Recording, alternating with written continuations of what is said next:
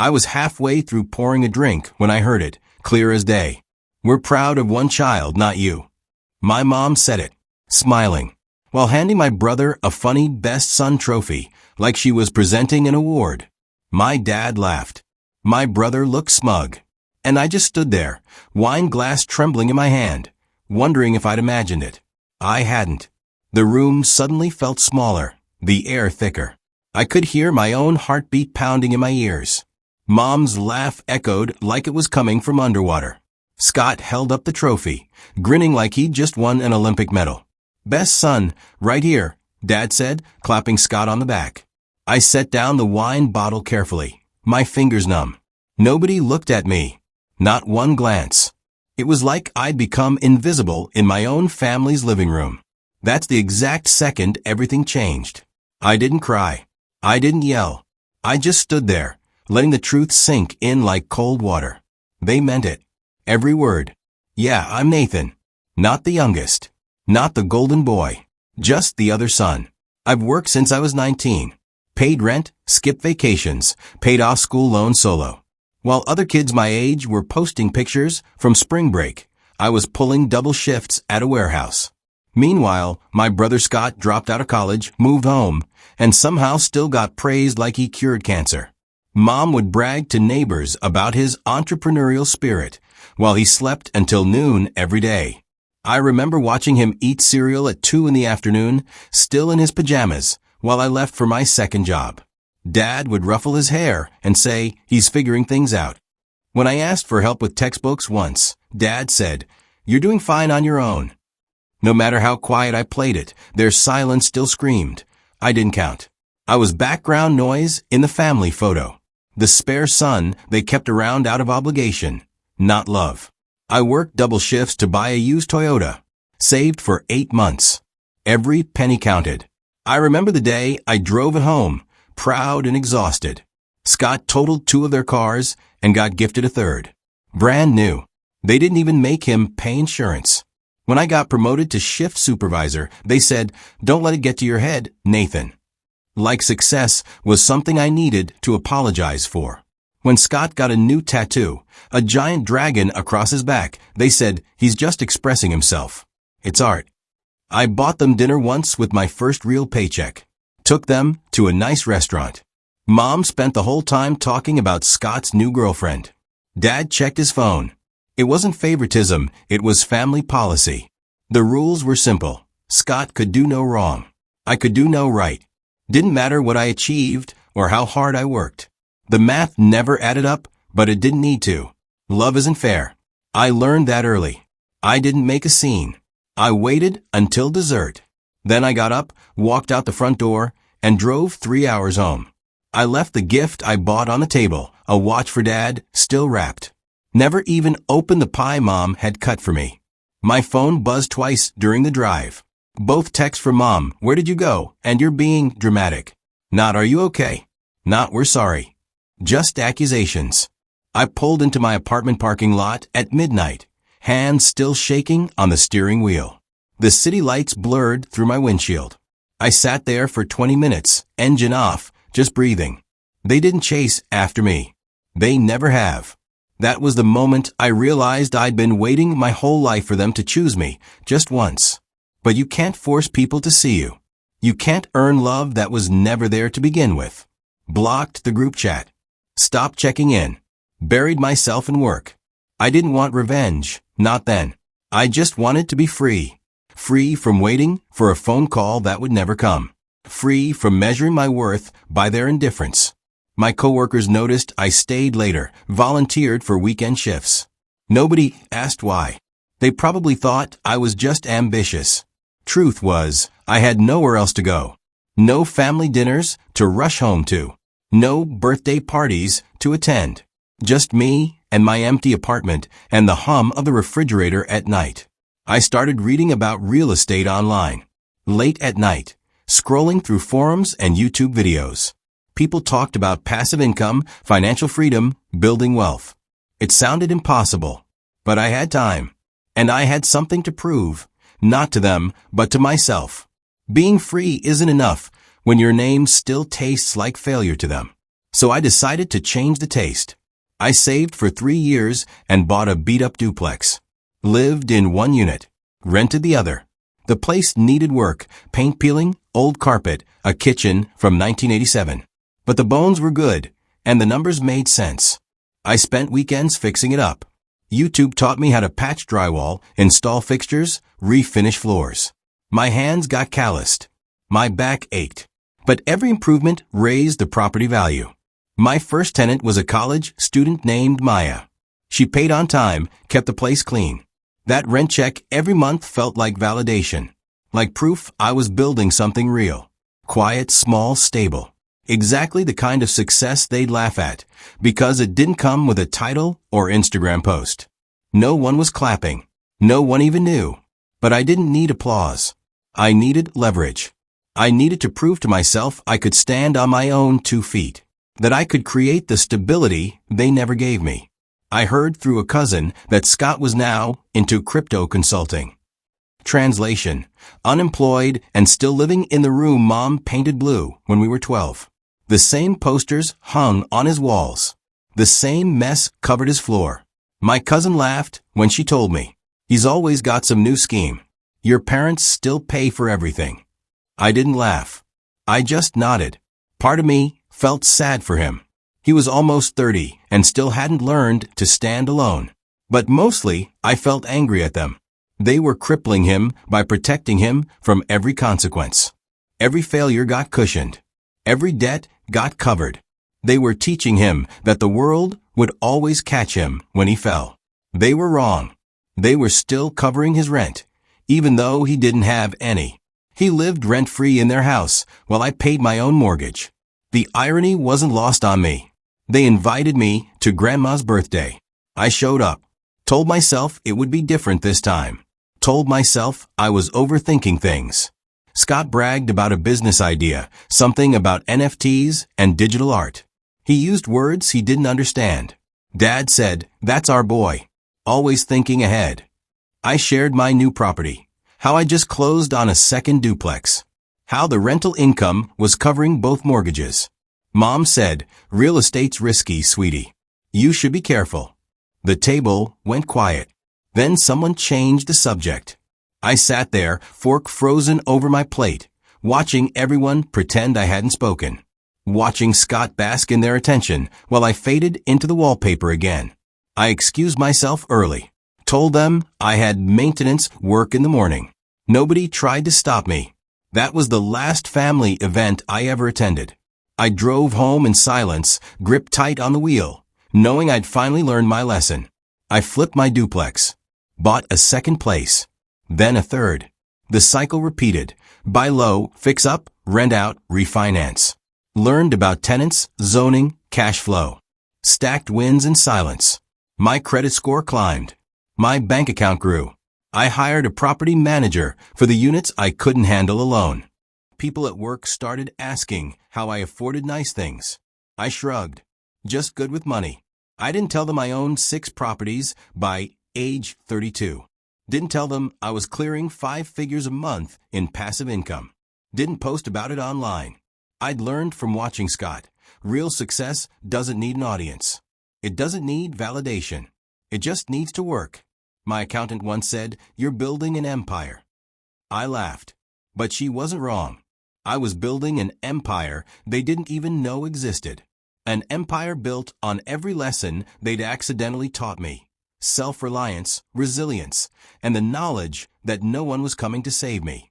Scott's ventures caught up to him. Lawsuits, debt, mess. I heard through my cousin again. He'd promised investors returns he couldn't deliver. Lawyers were involved. They remortgaged the house to bail him out. $50,000. Their retirement money, gone. Mom cried on the phone to relatives, begging them not to judge. No one called me. Not once. They didn't ask for advice. Didn't ask for help. I was still invisible, even in a crisis. I imagined them sitting at the kitchen table, signing papers, watching their security evaporate. All to save their golden boy from consequences he'd earned. Part of me wanted to call, to offer help, to be the bigger person. But a louder part of me remembered the trophy. The laughter. The way they looked through me like glass. Even drowning, they clung to the anchor. They chose Scott over stability, over their future, over me. Again. Then came the email. My dad finally reached out, not with an apology, but an Excel sheet. Subject line, financial assistance request. No hi Nathan. No how are you? Just numbers and cells. Mortgage payment, $2,400. Property tax, $890. Utilities, $340. Total, $3,630. At the bottom, any way you can help? We're behind on the mortgage. I stared at the screen for 10 minutes. My coffee went cold in my hand.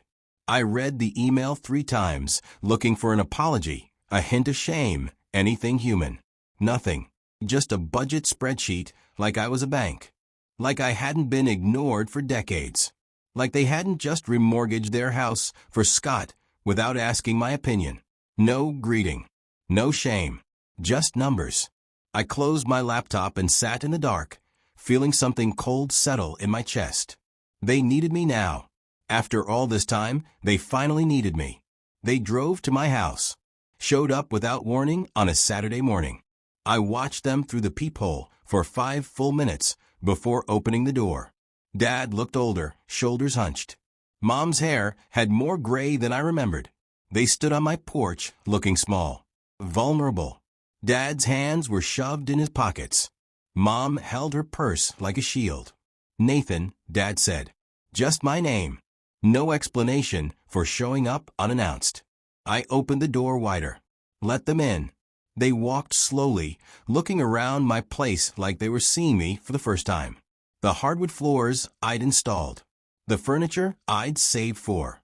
The life I'd built without them. Nice place, Mom said quietly. Thanks, I said. I worked hard for it. For the first time, they needed something from me. And I wasn't sure what that made me feel. Powerful? Sad? Both. They sat on my couch, looking small. Dad cleared his throat twice before speaking. Told me Scott had some setbacks. That was the word he used. Setbacks. Not disasters. Not consequences. Like Scott had tripped on a sidewalk instead of destroying their financial future. We're in a tough spot, Mom said. Her voice cracked. The bank's talking about foreclosure if we miss another payment. Asked if I could lend a little. Just until we get back on our feet, Dad added. We'll pay you back. I sat in my chair, hands folded, watching them squirm. They couldn't look at me directly. Their eyes darted around my living room, landing on everything except my face. Where's Scott? I asked. He's looking for work, Mom said. Is he still living with you? Silence. They still couldn't say I was right. Couldn't admit they'd chosen wrong. Couldn't acknowledge that I'd been standing on my own while they propped up a man-child. I told them, I just bought a rental nearby. You can live there, if you qualify like anyone else. Dad's face went red. Qualify? Nathan, we're your parents. And I'm a landlord, I said calmly. I have standards for all my tenants. Income verification, credit check, background check. Same process for everyone. Mom looked like I'd slapped her. You're seriously going to make us jump through hoops? It's not hoops, I said. It's responsible business. Something I learned because no one ever bailed me out.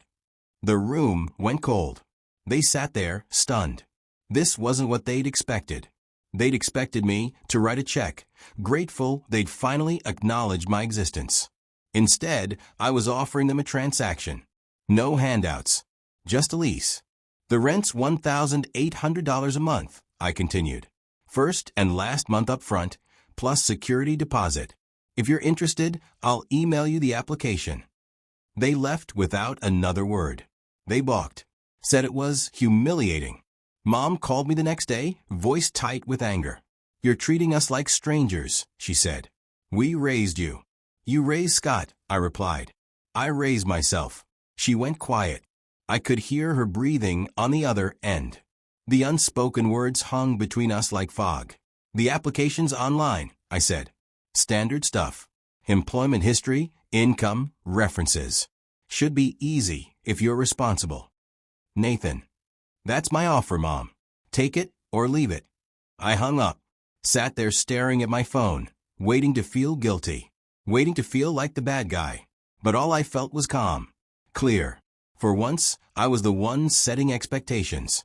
I was the one holding the power. And it felt right. Like the universe had finally balanced itself. They didn't meet the income threshold. Dad was on Social Security. Mom worked part-time at a gift shop. Scott had no job. Combined, they made $2,100 a month. My minimum was 3 times the rent. Basic landlord math. They needed to make at least $5,400 to qualify. I declined the lease like I would with any other unqualified applicant. Sent a professional email. Thank you for your application. Unfortunately, you do not meet our current income requirements. Dad called me screaming. You're really going to do this? You're going to let us end up on the street. I'm following my business policy, I said. Same policy I use for everyone. If I make exceptions, I lose my credibility as a landlord. We're not everyone. We're your family. Then act like it, I said, and hung up. Suddenly, I wasn't family. I was a gatekeeper, the person standing between them and stability, just like they'd stood between me and validation my whole life. The irony tasted bitter and sweet all at once. They found a cosigner, my aunt. She had good credit and steady income. I approved the lease. We met at the property. I handed over the keys, explained the lease terms, late fees, maintenance requests, house rules. They signed everything, faces tight with humiliation. Welcome home, I said. Not warm, but professional. Mom took the keys without looking at me. Dad carried boxes from their car, jaw clenched. Scott wasn't there. Apparently, he was staying with a friend. I watched the move into my property, my investment, and felt something strange. Not quite satisfaction. Not quite sadness. Maybe both. I had them, not as parents, but as tenants. They would pay me rent every month. They would follow my rules. They would ask my permission to paint walls or hang pictures. The power had shifted completely. And I'd done it without raising my voice or breaking a single law. Scott snapped. Stormed into my office one day, called me a snake, said I was punishing them. You're getting off on this, he yelled, slamming his hand on my desk. Watching them beg you for a place to live. I didn't raise my voice. I just pointed at the lease. They're tenants. I'm a landlord. That's the relationship. You're a cold bastard, he spat. I'm a businessman, I corrected. Something you'd know about if you'd ever held a real job. His face turned purple. For a second, I thought he might swing at me. But he didn't. He just stood there, breathing hard, realizing he had no power here. They gave you everything, he said quietly. They gave you everything, I corrected. They gave me space to figure it out alone. And I did. Respect isn't free, little brother. It's earned. And he'd never earned a thing in his life. First rent was late. No payment on the first. I checked my account twice. Nothing. I waited 72 hours. Sent a polite, legal warning. Rent is now 3 days past due. Late fees will apply per your lease agreement. Mom cried on the phone. Nathan, please. We're waiting on a check. Just a few more days. The lease says rent is due on the 1st, I said. No exceptions. You're really going to charge us late fees? I charge everyone late fees. It's in the contract you signed. She hung up on me. I sat there listening to the dial tone, feeling the weight of the moment. I didn't answer when she called back an hour later, or the text that followed. I'd spent 30 years answering their calls, bending to their expectations, shrinking myself to fit their narrative. Not anymore. Second month, nothing. No rent. No explanation. Radio silence. I sent the papers. In person. Knocked on the door of my own property. Dad answered, wouldn't even look me in the eyes. Eviction notice, I said, handing him the envelope. You have 30 days. He took it with shaking hands. You'd really throw us out? You really wouldn't pay rent? I countered. Mom appeared behind him, face puffy from crying. We're trying, Nathan. Scott promised he'd help. Scott's not on the lease, I interrupted. You are. This is your responsibility. Dad finally looked at me. Really looked. And I saw something I'd never seen before. Fear. You raised me to take care of myself, I said quietly. I did. Now it's your turn. I walked away. Didn't look back. My hands were steady. My conscience was clear. The day they moved out, I helped carry a few boxes. Quietly. No shouting. No emotion. Just a cold, polite goodbye. We loaded their car in silence. Mom wiped her eyes with her sleeve. Dad's shoulders sagged under the weight of their belongings. Where will you go? I asked. Not because I cared, but because it felt like something I should ask. Your aunt's place, Mom said. Until we figure things out. Scott pulled up in a borrowed truck. He glared at me, but said nothing. Helped load furniture without a word. The golden boy, finally useful. They left my rental, just like I once left their house. The parallel wasn't lost on me. I'd driven away from their family dinner, and now they were driving away from my property. I stood in the empty unit, listening to the echo of their absence. Changed the locks. Scheduled a cleaning crew. Listed it online for $200 more a month. Business as usual. Months passed. I heard through the grapevine they were renting a single room from someone else. A basement apartment across town. Sharing one bathroom. No yard. Scott sleeping on a pull-out couch. Working part-time at a cell phone store. 32 years old. Finally paying his own bills. My aunt told me Mom cries a lot. Dad's health isn't great. They talk about me, sometimes. Wonder how I'm doing. But they never call. I don't reach out either.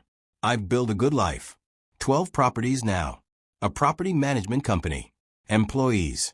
I'm dating someone kind who thinks I'm enough just as I am. Their golden boy still hasn't struck gold. And their other son, the one they were never proud of, is thriving. Some nights, I think about calling. About offering them a real relationship, a fresh start. But then I remember the trophy, the laughter, the years of silence. And I keep moving forward. My face in a magazine, local business journal. From underdog to property mogul. The reporter asked about my family. I said, I did this on my own. She wrote it down, nodding like she understood. The article went online. People I hadn't talked to in years reached out. Saw your interview. So proud of you. Always knew you'd make it. I didn't send them the link. Didn't post it on social media. Didn't tell my parents. But someone did. They texted. Dad, saw your article. Congrats. Mom, we always knew you were smart. Scott, nice humble brag. I didn't reply. Deleted the messages. Blocked the numbers. I didn't need their approval anymore. Didn't need their validation. The magazine feature was nice, but it wasn't why I did any of this. I did it to prove to myself I mattered. Mission accomplished. Bank repossessed their house. The one I grew up in. The one with my old bedroom and Scott's blue walls and the kitchen where Mom made pancakes on Sundays. Guess who showed up at the foreclosure auction? Me. I sat in the back row, bidding paddle in hand. Watched other investors size up the property. Listened to the auctioneer's rapid-fire cadence. When the price dropped low enough, I raised my paddle. Won it for 60 cents on the dollar. Signed the papers that afternoon. I walked through the empty halls like a ghost in reverse. Saw my childhood in the scuff marks on the walls. Saw their mistakes in every corner. The house felt smaller than I remembered. Sadder. I hired contractors. Renovated the whole place. Modern kitchen, new floors, fresh paint. Erased every memory. Turned it into my most profitable rental yet. I sit on the balcony of my newest property, drink in hand, sun on my face. The city sprawls below me, glittering and alive. I've come further than I ever imagined. Built more than I dreamed possible. Proved every doubt wrong. My phone buzzes with another message from my dad. I don't even read it anymore. Just block the number. He'll find another way to reach me eventually. They always do. But I don't hate them. That's the strange part. I don't hate them at all. I just don't need them. I don't need their approval or their pride or their love. I build a life without those things. A good life. A full life. They gambled everything on the wrong son. I didn't. I bet on myself when no one else would. And that bet paid off in ways they'll never understand. The sun sets orange and gold. My phone goes quiet. And I smile, knowing I'm finally free. Not just from them, but from the version of myself that needed them. That's the real victory.